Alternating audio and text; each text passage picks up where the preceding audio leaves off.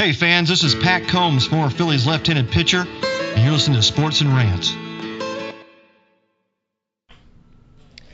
And we are back. This is Sports and Rants with Brett and Pant. I'm your host, Brett Suter, along with my co-host, Glenn Pantalone.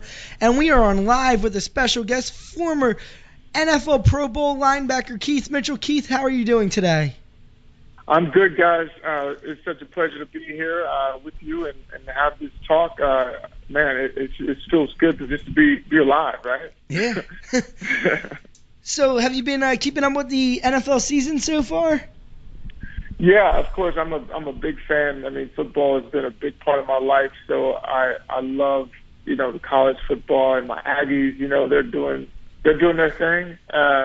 And watching some of my friends who are still playing in the league and seeing them, and yeah, it's just a great time of the year. How about any of your former teams, the Texans, the Jags, and the Saints? Keep up with them. Well, I'm a Saints fan. I think I'm always be a Saints fan. The Texans, there's a little loyalty there because that's just Texas, but not so much Jacksonville. Not so much Jaguars. And the Saints are actually coming in and playing our Philadelphia Eagles this weekend. You have any thoughts on that game? It should be a high-scoring game. I'm looking for Chip Kelly to get his offense rolling. He got all this talent over there: Sproles, DeMarco Murray. I'm looking for Sam Bradford to have a good game this week. So Drew Brees and company, I believe they got their work cut out. Well, something that both the Eagles and the Saints are dealing with is struggling early on. And you played for, early on in your career, some bad Saints teams. How do you keep focused during the season and get your team together and keep the focus on winning? I think that's really predicated to the veteran leadership in the locker room.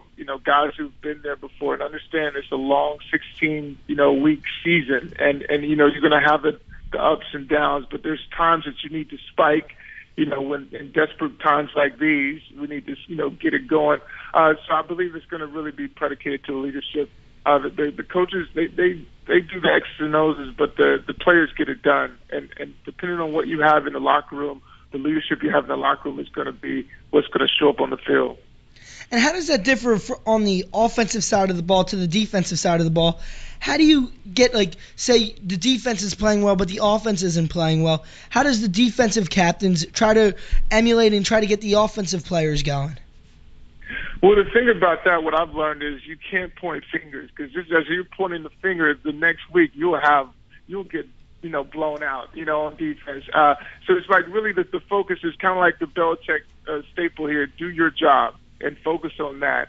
And I believe when you can do that and you can focus on that, I believe you help your team out the most in that way instead of pointing the fingers. So you had a very successful NFL career, but it started off early on. How did you get interested in playing in football, and was there a coach or somebody that guided you along the way? Well, really for me, my road started with football for just really wanting to, in high school, that's the thing to do. Texas, Friday Night Lights, and all my friends were doing it, so I wanted to kind of engage with that. My parents had me in church all the time, so I really didn't get a chance to do anything socially, and football was my only outlet that I could convince them to let me do. Now, you grew up in Texas. Did that have an impact on you going to Texas A&M? Yeah, because, never really been out of Texas much as a kid. I had a thought of going to USC as an alternative to Texas A&M, but at the end of the day, I was too afraid to go away from home, so I stayed in Texas. So, yeah. What was that whole process like for you? As a kid in high school, all these coaches must have been coming after you, looking at you, coming to your games. What amount of pressure is that for you? And looking at colleges, how much did the education factor in? Well, that's a great question. It really, for me, every place was amazing. I mean, you talk about the best of the best for its education. For me, it was like the players. When I went to A&M, I I connected to the players, the guys I would beat. Coaches, they go, they have an opportunity, they go, they're there, they recruit you, but then the next season they're gone. And that's what happened in my case. Coach Cully, I believe Coach Cully, Cully is actually the receivers coach for the Eagles now. I believe he's been there for a long time. I believe, if I'm not mistaken, but. The coaches leave, so the players and who's there in the locker room is what's going to really hold the players' attention to want them to come and be a part of an organization. And for me at Texas A&M, it was a brotherhood that we had, and it was prime for winning. At what point during your career at Texas A&M did you realize that you could be an NFL player? Was there a coach that came up to you and said, "Listen, Keith, you have the potential to play in the NFL one day"? Well, when I went to A&M, we were known as linebacker U. So, coming from the program, even in Texas that I came from, and looking, coach said, well, you're going to have a chance to, be a starter and get some playing time. And then I came in, I was like 8th on the depth chart. It was like no way I was going to get on the field with these guys. These are grown men. And I had to go through my process. And for me, I had to work. But the cool thing about it is, when I started to see guys that I was interacting with take that next step, we had like Patrick Bates, who was a first-round pick for the Raiders. We had Sam Adams, who I became friends with, first-round pick for the, I believe, Seattle Seahawks, if I'm not mistaken, Buffalo Bills, sorry. We had guys like that I was engaging with, and I could see, well, wow, they're no different than me. And if I just apply myself, I can do it. And for me, that's what I did, and I became All-American. And it's just so funny, like 3 weeks ago, they just inducted me to the Hall of Fame at Texas A&M. Oh, wow. Congratulations. Thank you. You would end up being the MVP of the Alamo Bowl for your last year at Texas. And then leading into the draft, did you have any expectations going in? You would end up being undrafted, but how about those expectations? Well, it's kind of like the life transition, right? You have an expectation, and then when it doesn't work out, what are you going to do? I didn't get drafted. Actually, it's an interesting story with this. Is the 7th round, Coach Bill Cowher called me, and he was like, "Well, I'm thinking about drafting you," and I was so just like kind of distraught in my mind. I told Coach, "I don't know how I feel about football right now, so you're probably better off taking the other kid." And I believe he did. It was Mike Adams, University of Texas, wide receiver. And just after the draft, there's a whole free agent concept that I didn't even know anything about. I was projected by Mel Kiper first round, and I was thinking I was going to be an earlier pick, But nevertheless, the free agency came. Coach Mike Dicker called me, and he's like, "Son, I don't know what happened. I don't know why you slid in the draft or didn't get drafted, but I'm willing to give you a chance. And if you take my offer, come down. I'll give you a chance to play." And I had an admiration from Coach Dicker because coming out of Texas, in seeing his extent with the Cowboys and so forth, him being a player, I had seen so much footage of him because I was a student of the game. I studied the old greats and things like that. I was just a fan of football in general. So I figured if I could play for Coach Dicker, I could play for anybody. So long story short, I came in. I became a starter as an undrafted rookie, right? Undrafted rookie, and I became later voted to the Pro Bowl and so forth. And it was just a great time in New Orleans for me. Coaches must love your enthusiasm for the game, wanting to be a student of the game. What led Ditka to be the most interested in you compared to the other coaches of the league and teams?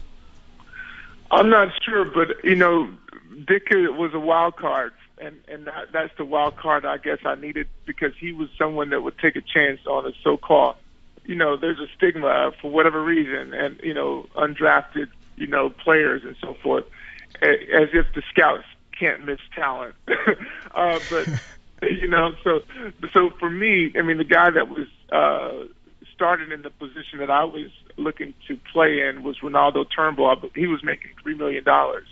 So the investment that they had in that player in comparison to me, they would lose money by having me on the field. That's, I guess, the politics of the NFL. But nevertheless, the wild card of Coach Dicker gave me an opportunity, and I took full advantage of it, and I never looked back because I became a starter with the Texans. I became a starter with the Jaguars and so forth. So that was just that's just what we did. Now, looking back on the draft, do you have any idea of why maybe you fell? Was there something that coaches didn't like? Well, at this point, I can't really focus on that because that fuel, that is like the fuel to my fire. And for me, I was out there trying to prove every game that you're going to pay for not drafting me. I was like, that was my mission, and it really elevated my game. And and really, as a college player, I was more like just a perimeter rusher, like more of just a pass rusher. If you notice in the Saints organization, when they had me play the more traditional linebacker, I had never dropped back in coverage like ever in my whole career. And for me, to go and cover running backs, cover receivers, and things like that I never done, to do it on that level of the NFL, as competitive as that is. I mean, that was a journey in itself of how did I pick it up so fast. But we did, and we never looked back. Yes, certainly you're most prolific at your outside rush linebacker skill. But to go more in depth into the undrafted process of finding a team, what are some advantages of being undrafted? Is it that you have more of an option of which team you go to? Did you have an option? Well, I did, but I didn't consider any of them. When Coach Dicker called me, basically I negotiated my own contract. It was, signing bonus. I believe it was $12,000 signing bonus. And this is '97. I mean, it's not too far, down. But it was $12,000 minimum salary. I believe it was $131. It was like I was adamant. This is Coach Dicker. I'm sold. If I can play for this guy, I can play for anybody. Louisiana is the next state over from Texas. I mean, so it's like if it didn't work out, I'll come back to Texas. But I was adamant about, I know I could play. My talent, I knew I could play. I knew I could do it. And I believe if I would suggest any kind of advice for any person doing anything, whether it be sports, whether it be, if you're the biggest motivator, the self motivator for yourself, you're going to have to be your own fan, your biggest fan in your own corner, if you will. Whenever things are going against you or doubting you, having to fight the odds, you have to be your biggest and number one fan and supporter of yourself. And if you don't believe it, nobody else will. Contractually, is there much of a difference between a 6 or 7 round pick and being undrafted? I think in some cases, yes. I mean, you got the J.J. Watts of the world. You have the Clownies, Andrew Luck. I mean, you got some really talented, players that come up that are just a freak of nature. But I believe a lot of times it's a mindset. It's an opportunity. It's so many so many colleges out there playing football, so many participants, and it's like a lot of times people don't get the visual effect. People are not on television, national television, so a lot of people may not get a chance to be, seen as a talent. So that can make it tricky, but after the first round, I think it's a mix, It's really a mix because it's your ability to pick up a playbook and to be able to execute real time. Now, being an undrafted rookie, when you made the team, was there anybody that looked at you differently? Was there, because you said you had something to prove each and every day? Did your teammates accept you more? Well, it's like you earn your trust on the field. You earn your trust. I was earning trust with, we had Wayne Martin, Joe Johnson, we had Leroy Glover, we had Sammy Knight. We had some really amazing talent on defense. And really, you earn your keep by doing your job, doing it to the best of your ability. And it really to really excel to that next level is how fast can these 11 guys bond together and create this bond of trust. And that trust comes in when we're playing and your assignment is contained. You got 10 other guys expecting you to hold that containment. It's like doing things like that with wins your teammates over. For a team like the Eagles, with Chip Kelly that turned over the roster such a high degree in the past offseason, what are some ways that they could come together, or is it really possible? Well, I think that the challenges that Chip Kelly that I see faces, really he did just dismantle the whole roster there.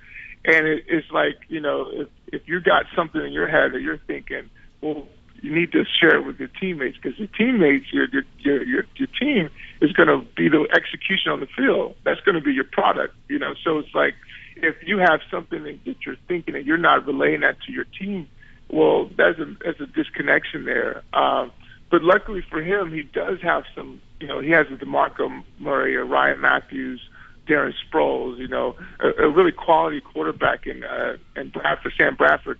So I believe he has some tools to really turn this thing around, but it has to happen now, because once you get into that spindle going downhill, sometimes it just kind of spirals to just a bigger chaotic deal. And Philly, the fans there, that's not the nicest audience to be undecisive with. So you really got to come with it this week.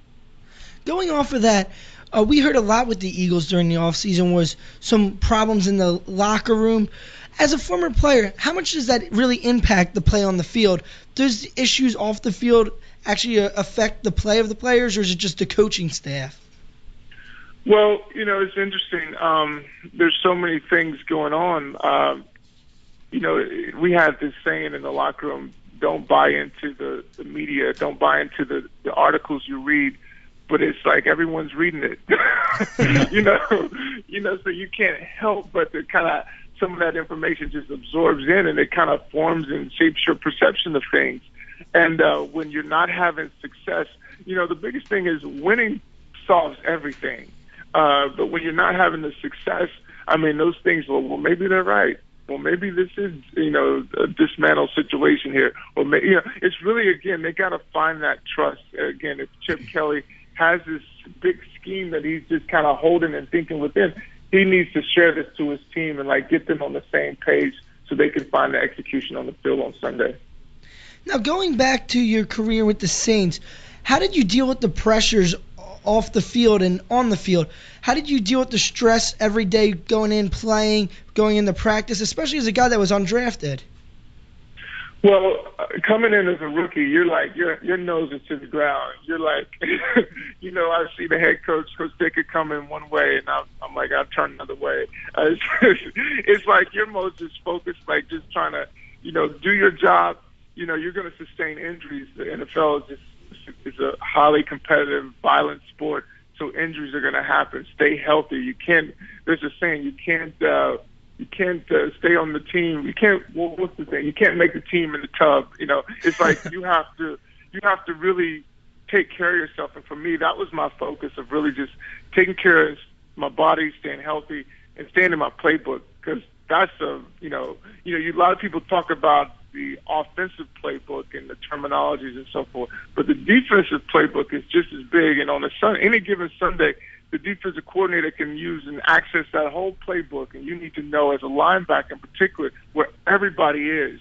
And that was my thing. I wanted to be a student of the game. I wanted to know where everybody was so I could really maximize my manipulation of the play.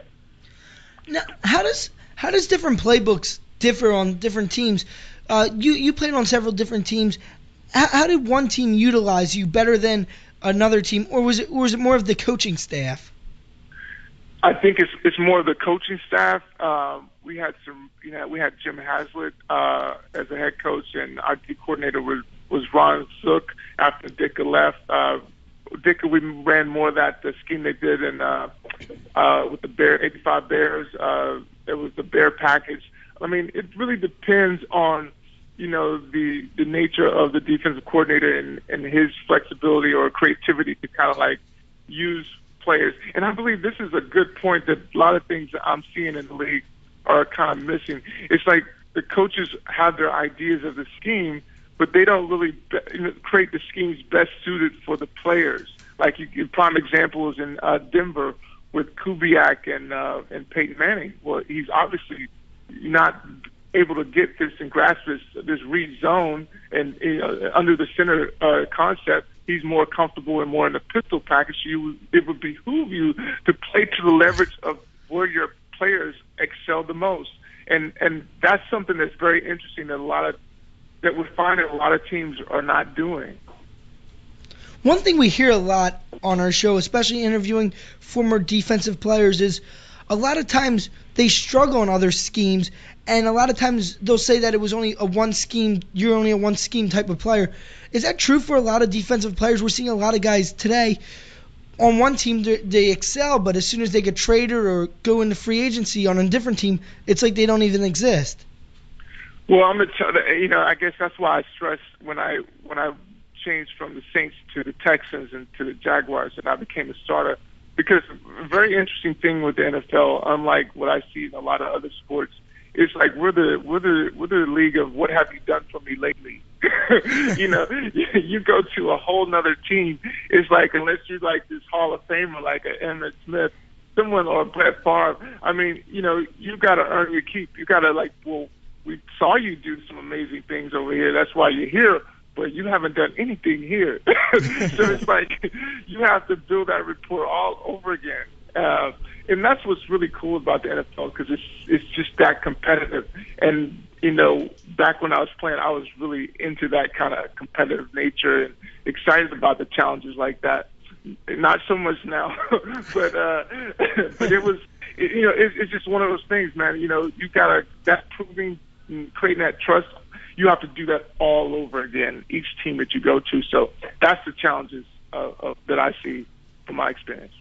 Well, you obviously grew a lot throughout your career. You went from an undrafted player to a Pro Bowler. What was that like to walk into the Pro Bowl and saying, wow, I made it here? Oh, man, that was just like amazing accomplishment. I got I had my mother and father come out. They had a great time. It was just an amazing, from where we had been in the journey on the transition of being undrafted to, having the fans, having the, your peers vote you in, the coaches vote you in. I mean, that was just an amazing accomplishment for me. And, to be considered as, hey, this is the premier of the best. You can't really get to a higher level besides the Hall of Fame. And what percentage of the population can make that, right? So it's like it was a huge accomplishment, and I was just grateful for the opportunity. Is there one coach or something that attributed most to you making the Pro Bowl? Could it have been Ditka? He helped you get into the league. Well, yeah, Coach Ditka. I there's a lot of value that I got from Coach Ditka. One of the sayings that he said to me or to us as a team that I didn't really get at the time. He's like, he's like, the money, you'll make money, you'll blow most of it. It's not all of it. He's like, like the plays, you won't even remember half the plays that you made in the league. But he's like, one of the very interesting things that you won't forget is the camaraderie in the locker room, your teammates, and that feeling of being around those guys, and that's really influenced me in my transition to life after sports. And this is why this is a huge portion of what we do today in working with former players and military guys. Now, you've obviously done a lot since your retirement from football, and we're going to get to that in a second. But how much does injuries contribute to a player leaving the game? And we see a lot with concussion issues now, and a lot of players are coming out saying they have memory problems now. What are your thoughts on the whole aspect of injuries? Because we all know the NFL is the shortest career of any professional sport. Yeah, it is. The very interesting thing is when you leave the locker room, go into the game, and you see, there's an advertisement or a picture of like what you should have on for his equipment and so forth, like the helmet, the shoulder pads, the knee pads, and so forth. And most of the play, like myself, I didn't wear anything in the knees or in the thighs, and I tried to cut my shoulder pads as slim and as trim as possible. You don't think you're young, you're in this competitive nature. You don't think of a repercussion to life after. You don't have that option or even that luxury to do that being in the NFL because it's so competitive. your brain. You don't think for a second as you're hitting people that your brain is jumping around in the cavity. You think it's stabilized because the doctor says you have this helmet on, and that's that keeps your head safe.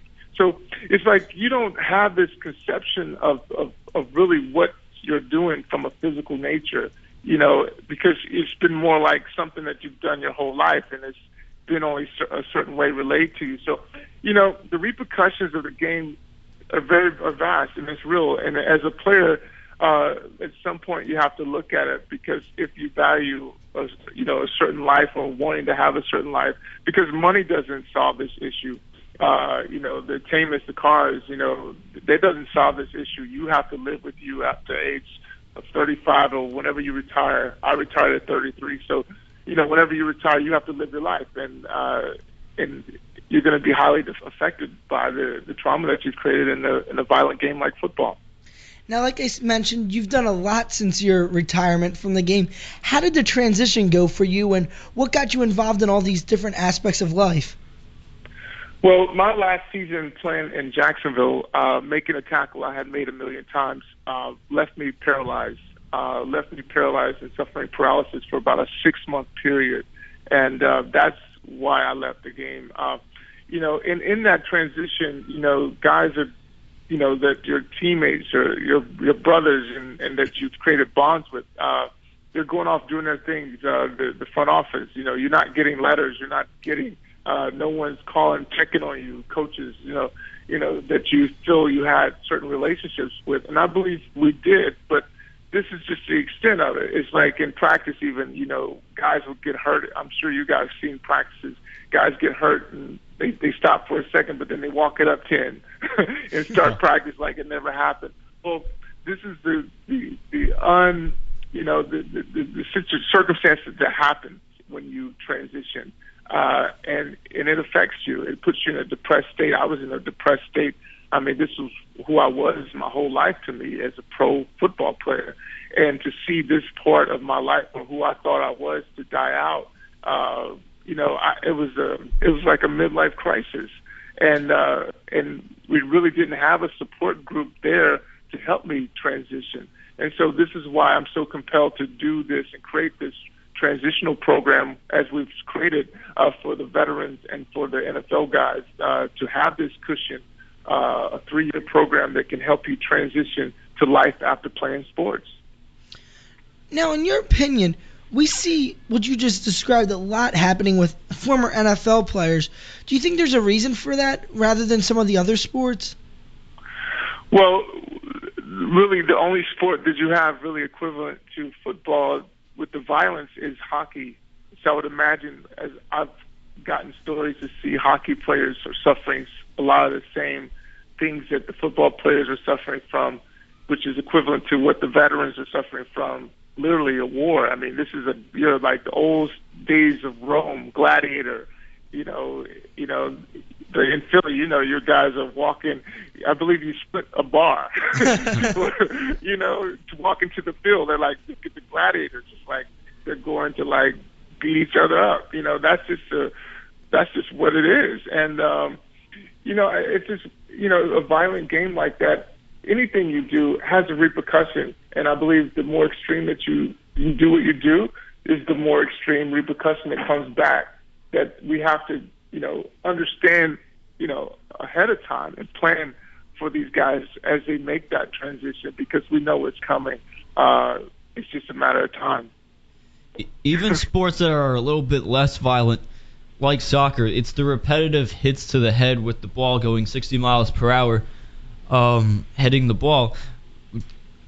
Do you think that's the issue, the repetitiveness, or just the big blows like at once? Well, yeah, the repetitiveness. I mean, how many times I started looking at like film, old film, like how many times have I landed on my back? How many times have I hit a 300-pounder? I didn't wear a mouthpiece when I played. I mean, because I had to call plays and I had to constantly talk, and in the Superdome, it's loud. So it's like there's just so much going on, and your body, you create these traumas. It's just a natural effect of the game. You're only human, and bones are bones, and no one has super bones, and there's a lot of things happening with guys doing the injections and so forth that the epidural shots and so forth that they're not able to really feel what's going on. They're numbing themselves out. I mean, so the types of destruction that's happening physically, mentally, emotionally are just, man, they're off the scale. Now, on your website, you describe it as a triumphant story of you going from the NFL to being involved with yoga. How did that help with your injuries, and how did it help you get over that hump that realizing you're no longer an NFL player? Well, the whole thing about, like, how you perceive yourself, and like we were talking earlier, being your number one fan.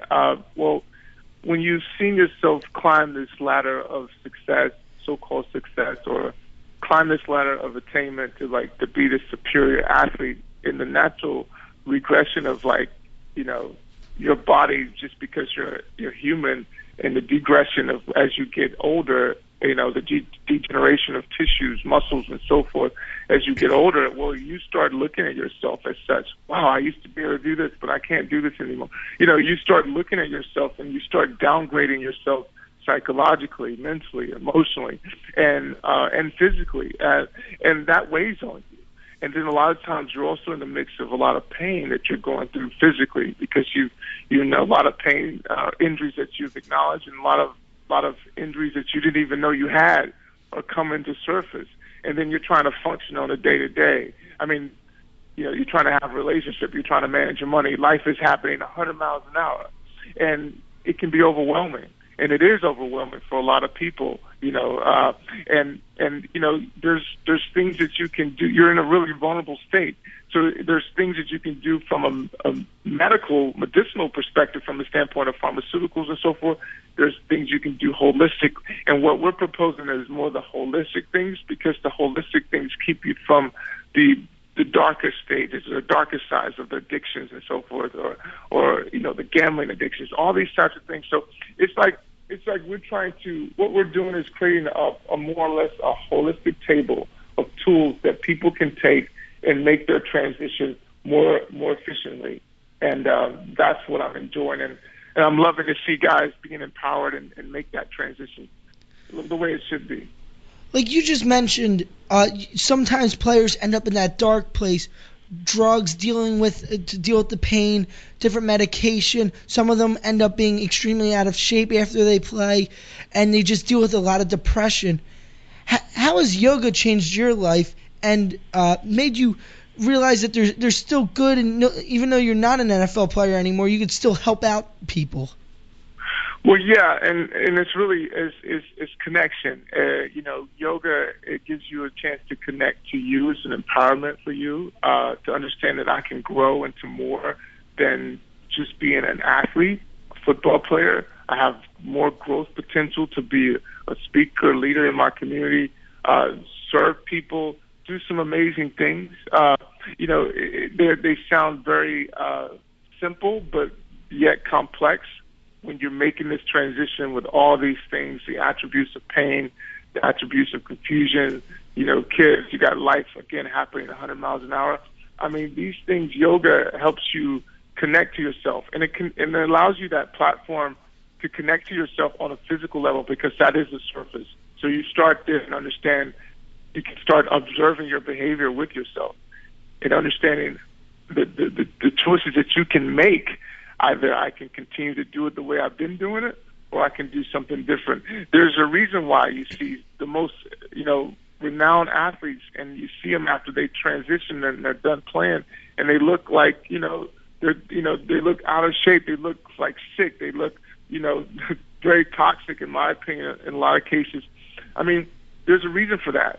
But again, there's also potential of going beyond it, because you've been on my website. I'm 41.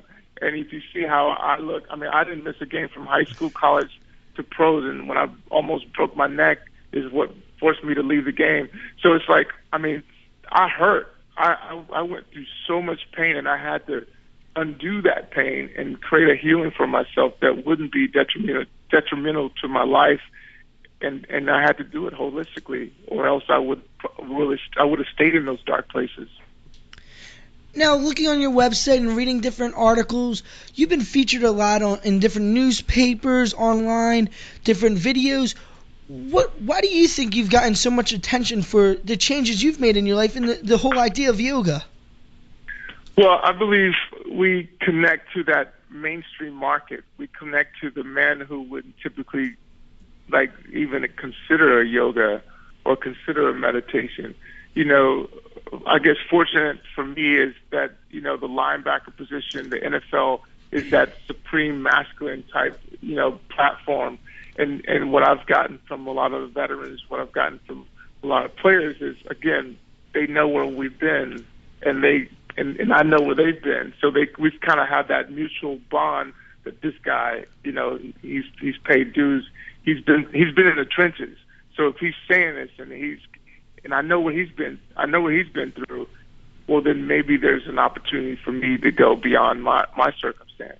So we've gotten a lot of acceptance that way. A lot of the youth, really amazing with the youth, to come in and talk. Yeah, we can talk about football, but let's talk about other things. Because again, what 1.02% of the population can make it to the NFL, and I'm not saying or suggesting that we're trying to take away someone's dream, but I'm just saying accept that you can play the game, but don't let the game replace you as an individual. Allow yourself to continue to grow and cultivate that, and just acknowledge and play the game as you play it. But that's not all. Your life doesn't just stop with football. There's so much more that and if you don't make it, well, then there's other things you can do. It's just giving people that capacity, that depth to them, and this is what I love to do. It's this.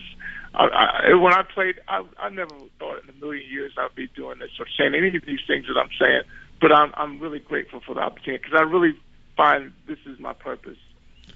On your website, thelightitupfoundation.org, it says that you have a three-cause mission. It's to work with at-youth risk, injured athletes, and injured veterans. How did you get involved with the veterans and the at-youth risk? Well, when I first started yoga and I went to a retreat, I wanted to create a retreat for the community. And I felt that our youth, I wanted to emphasize our youth because, there's a lot of situations that are happening in our communities that I believe we can solve, we can create solutions for. So I wanted to create a retreat for the community and have it accessible to all. So we took over the Coliseum, and we had over 8,000 people show up January 31st this year, and it was just an amazing concept. And when I had the idea, it was kind of like the idea of making it to the NFL. 0.02% of the population make it. And for me, I had just moved to LA and this is hot, and I didn't know many people. I didn't know 8,000 people.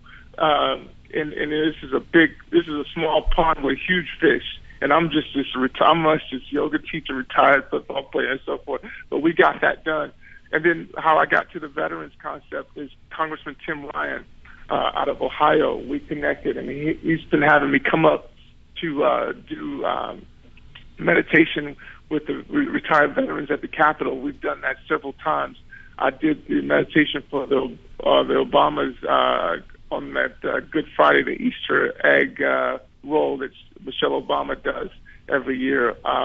We did that.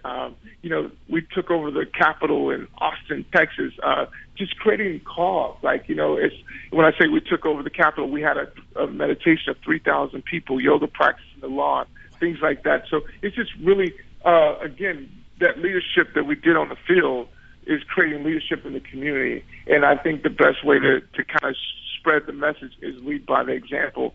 And I'm showing if I can do it, you can do it. And that's what, again, with the veterans, with my alum from the NFL, to be able to show them this is what we're doing. Again, it makes them all, even more so open to take the plunge. So it's been great.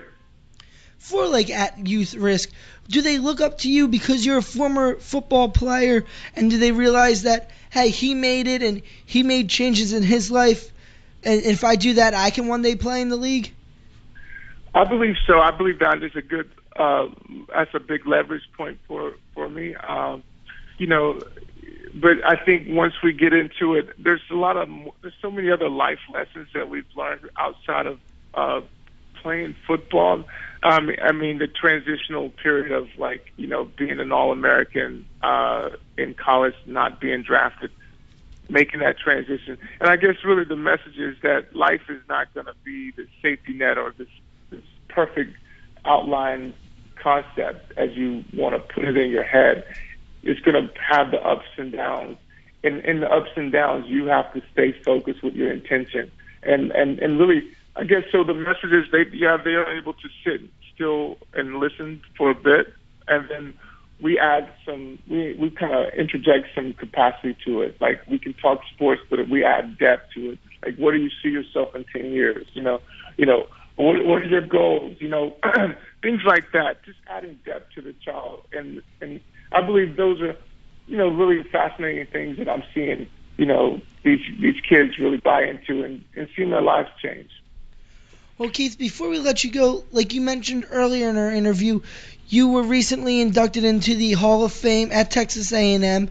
Could you just take us through that moment and what it was like to see the culmination of your career?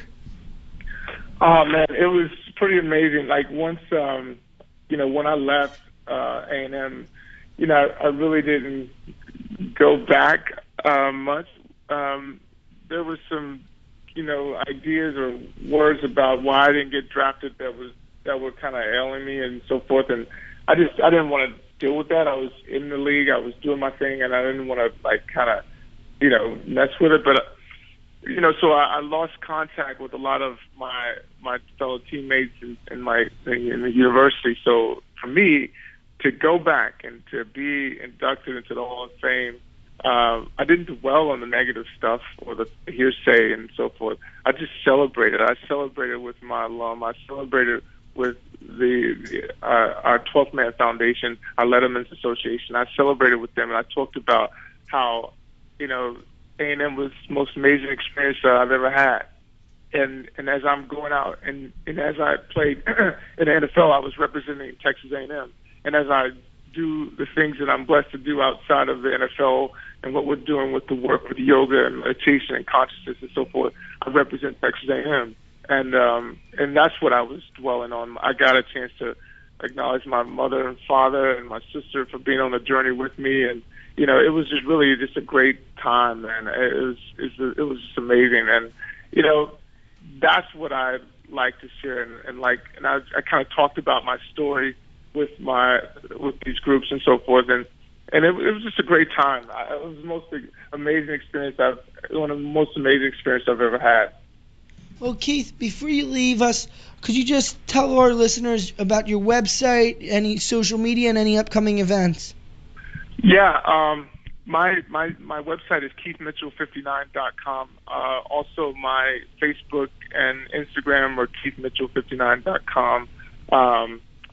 Keith Mitchell 59. I'm going to be on the Doctors October 15th, working with veterans on the TV show The Doctors. I'm also going to Fort Bragg's. I'm doing a big yoga class workshop with special ops, over 5,000 active duty participants. So this month, and I'm looking forward to it. It's going to be an amazing experience. And if you're around that Durham, North Carolina area, hit us up, and we'd love to come by and meet you and follow us on these social media components, because we're coming around to different cities, and we'd love to connect with you guys, share this experience, and I think it's great. So connect with us. Keith, thank you so much for joining us. We really enjoyed your time. It was great hearing about your career and all the great work you've been doing with the ex-military, ex-football players, and at Youth Risk. So thank you. Thank you guys for having me so much. I'm sorry I'm a little bit long-winded, but I thank you guys for the patience, and I enjoyed my time here. Thank you again. All right, take care. This is Brett Suto from the hit sports show Sports and Rants with Brett and Pants. Listen to us live every Friday from 12 to 2 to hear some tremendous interviews such as Troy Vincent, Billy Cunningham, Keith Jones, Frank Coonelly, and DeAndre Bembry. Follow us on Twitter at Sports and Rants and like us on Facebook, Sports and Rants with Brett and Pants. Check us out today.